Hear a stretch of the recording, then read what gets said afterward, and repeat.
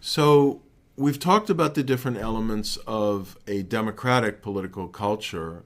Now let's begin to look at some evidence by examining first the political culture that we observe in some countries in East Asia, as revealed by some of the surveys that have been done by the Asian Barometer. One of the questions that's asked in many of the different public opinion surveys, the regional barometers, which are now gathered together in a network called the Global Barometer, is a basic item that's been used in public opinion surveys in first some of the new democracies and existing ones of Western Europe, then in Latin America, Asia, Africa, now all over the world. It gives to the respondent three statements and asks which comes closest to their own opinion. First, democracy is always preferable to any other kind of government. Second, under some circumstances, an authoritarian government can be preferable to a democratic one. And third, well, I don't care. For someone like me, it doesn't matter between the two of them. So how do Asians shake out on this question and on a related question that asks about whether they think democracy is capable of solving the problems of society and so on? If we average some of the measures of democratic legitimacy along those lines that have been asked among Asian countries, we see variation among seven countries in East and Southeast Asia, six of them more or less democracies: Taiwan, Korea, the Philippines, Mongolia, Thailand, and Indonesia, and one that's been rather hard competitive authoritarian regime that's maybe only now beginning to open up toward greater competitiveness. And we see that within East Asia, somewhere between 60 and 70% of the public expresses, along several different questions asked, relatively strong, consistent support for democracy. At least these are the average levels of support for items testing democratic legitimacy in Taiwan, Korea, the Philippines, and so on. Now, it can be perhaps a bit surprising that in a country like Taiwan, it's only a little less than two-thirds and as high as 77% in Thailand. So going out and asking different questions that assess people's approval of and support for democracy is one way of getting at this. A second strategy is testing what's called the Churchill hypothesis.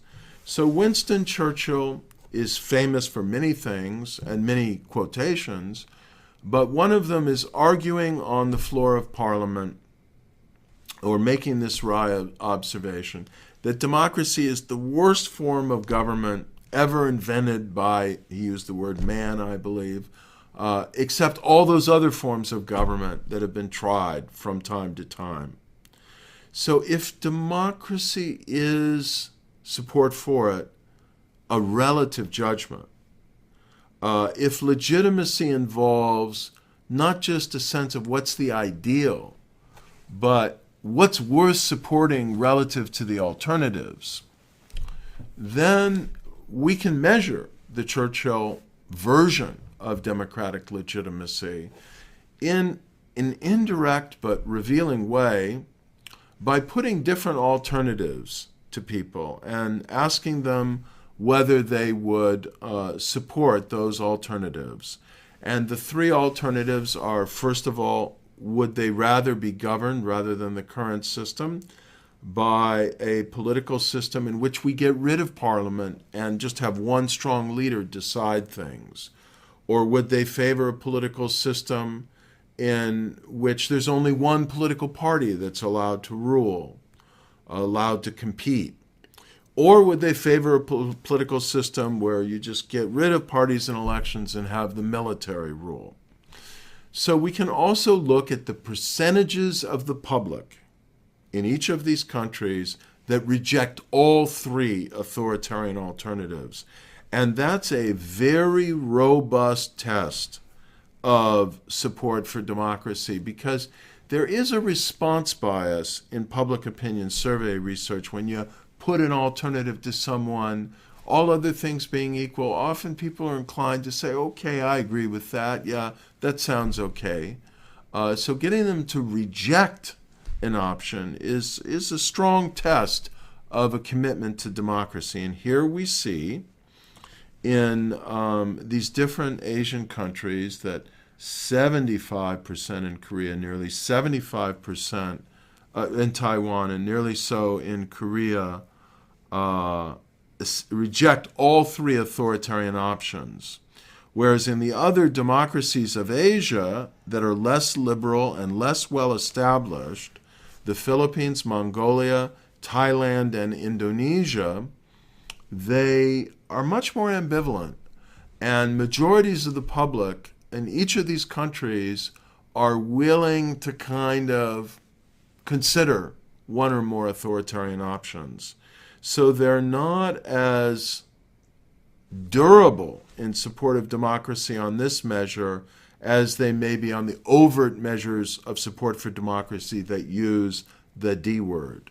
And here we see in Singapore also strong rejection of these alternatives, although, as I've suggested, Singapore is not a fully democratic country. So they're saying, well, our current system is better than any of those options. Here we see the trends over time in Taiwan in these two dimensions of democratic legitimacy. Number one, democracy is always preferable to any other kind of government. And number two, democracy is capable of solving the problems of our society. Now, in neither of these is support for democracy as high as one might expect. Although when you ask just a general, more idealistic question about whether democracy is generally the best form of government for a country, you get much higher levels. So how you ask the question matters a lot. But I think the more important point is we see an upward trend over time.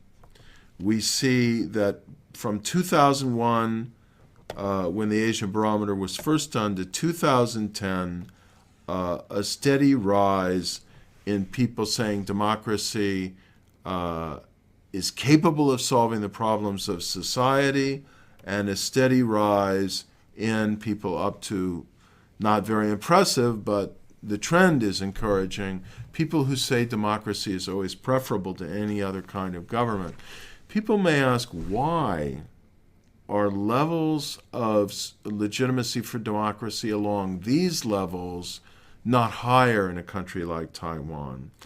And we get to a phenomenon that we see in Korea, we see in Taiwan, we see even in Japan, of increasingly well-educated citizens with constant access to cable television, traditional media, radio, talk show TV, social media, and so on, who are hearing a lot of criticism and bad news about the government of the day, and kind of become hardened and cynical about it, not very trustful of people who rule.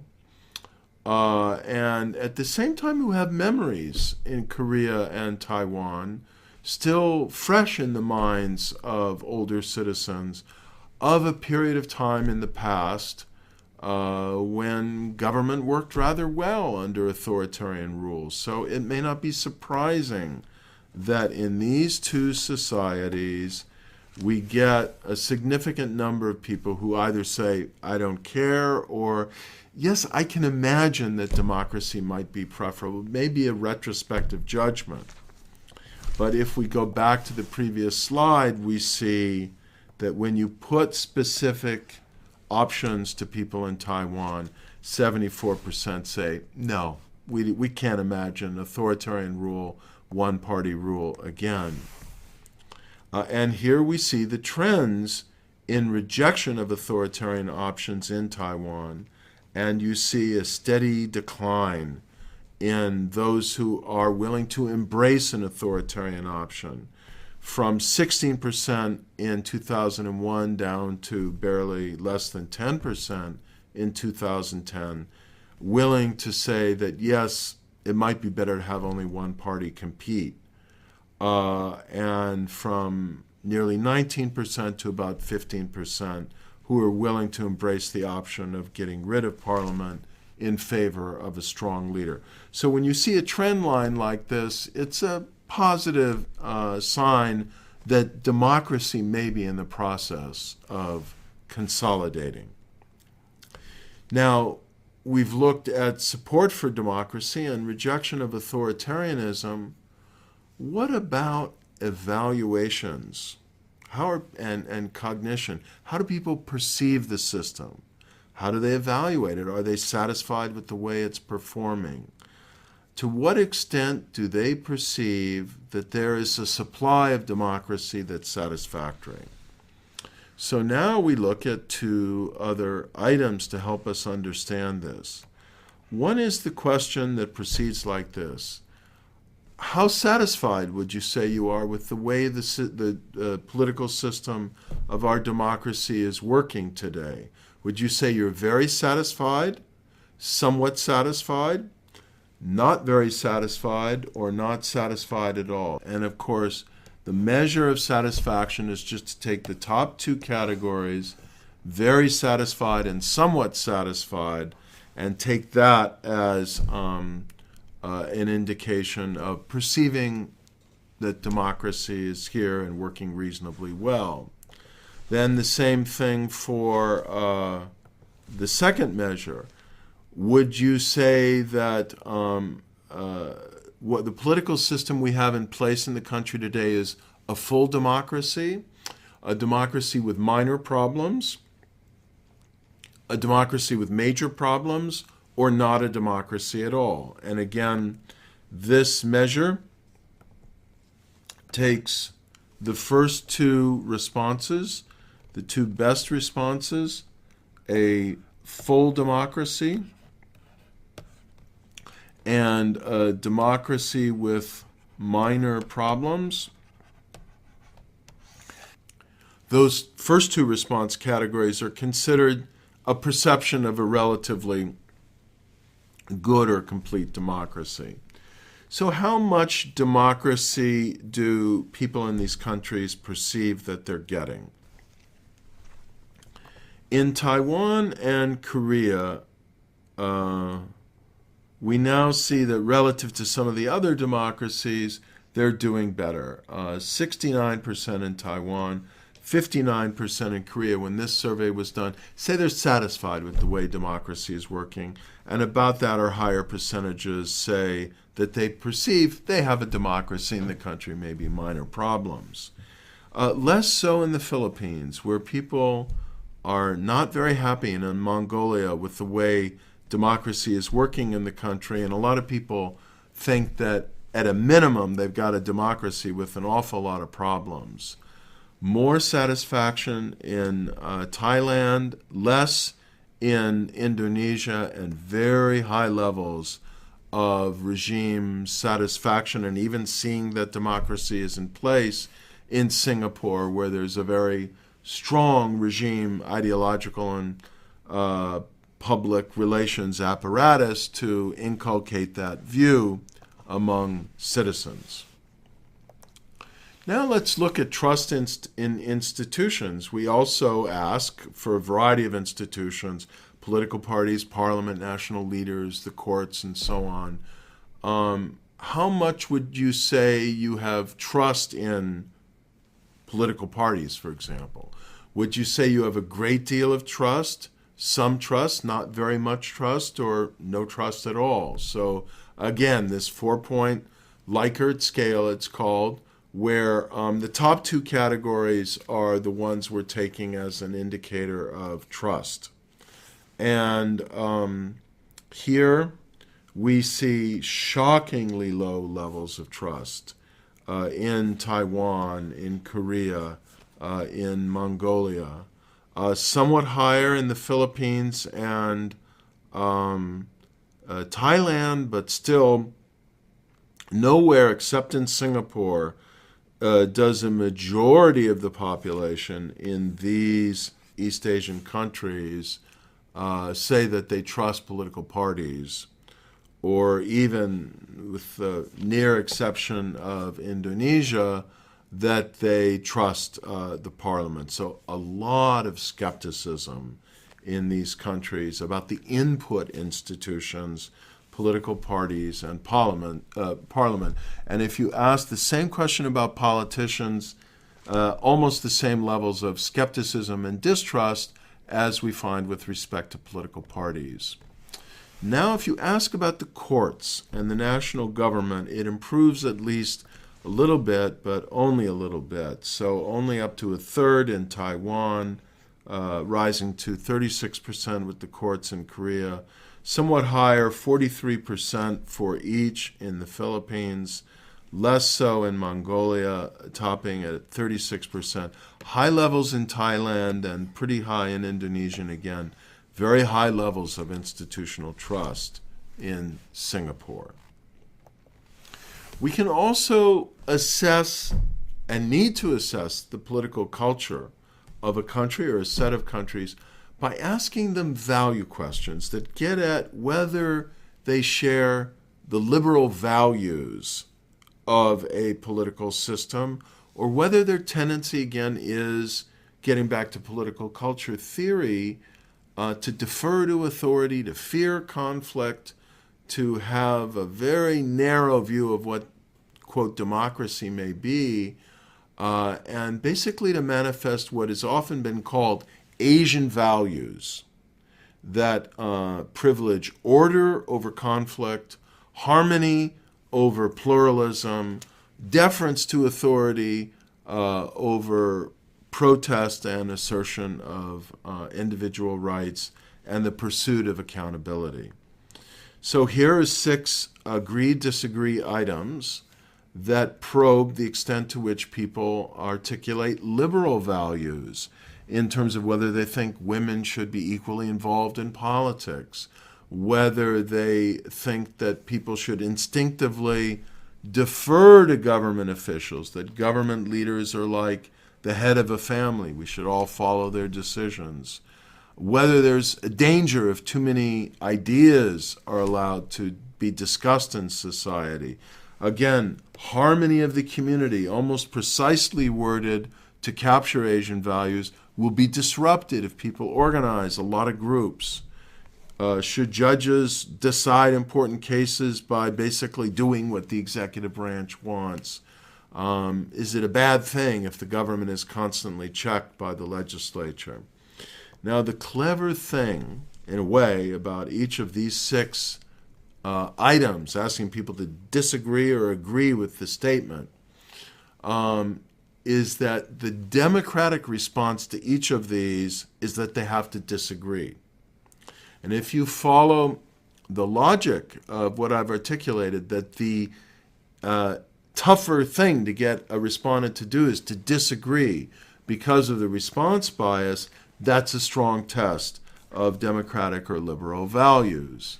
And so we see here the trends in terms of Taiwan, in terms of agreement with these items, and keeping in mind that democratic attitudes involve the strong measure of disagreeing with an item. What's the average level of disagreement with each of these 6 items? In other words, the democratic response. When these items were first developed by the great Taiwanese innovator in political culture studies, Professor Hu Fu, in the initial survey in 1984, only about 46% of the public in Taiwan, on average, agreed with these democratic attitudes by disagreeing with each of these items. That rose to an average of 57% in the late 1980s, and Then it declined a bit, rose to about 60%, declined a bit, and has now risen steadily, so that in the latest survey around 2010 or so, 64% of the public in Taiwan on average disagrees with these items and therefore takes some initiative to manifest a democratic attitude and value. From this, we can conclude that the political culture of democracy, for example, in Taiwan, is taking root. It's not a linear trend, as we see here. It dips up and down from year to year, but generally what we see is a trend line toward growing support for liberal values, growing support for democracy, increasing rejection of authoritarian rule. That is essentially the picture of a consolidating democracy or a consolidated democracy sinking deeper and more liberal roots. And of course, it raises the question, is this because Taiwan has become a more modern, richer society during this period of time? Or is it because during this period, beginning in the late 1980s, around here, and continuing on, particularly after the first presidential election in 1996, that was a directly contested presidential election, Taiwan has been deepening democracy structurally and behaviorally, and people have been coming along to embrace it. It's hard to fully disentangle these two possible causal influences, but my hypothesis is that each have had an influence in helping to entrench and consolidate the system of democracy and commitment to it in both Korea and Taiwan.